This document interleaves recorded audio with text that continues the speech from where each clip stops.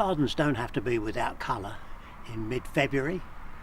I mean, here in my front garden, the Oriental Hellebores are making a really fantastic show. I bought 3 plants from Ashwood nurseries and they have some really lovely colours.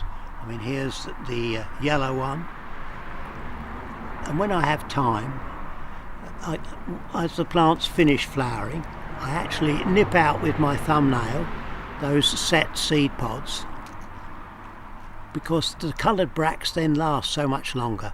It's a good thing to do if you want to arrange them in water too.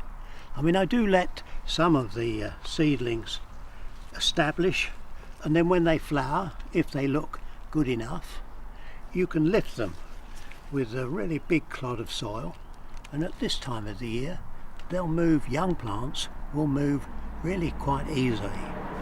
I mentioned the seed. If you leave the plants to set seed, then you'll have countless little seedlings coming up right the way through the border.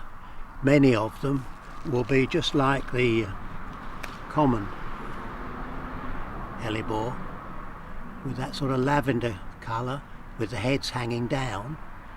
But if you grow them on, you can be much more selective and just pick out those plants which have the most attractive flowers. Something that I'll continue to do here over the years.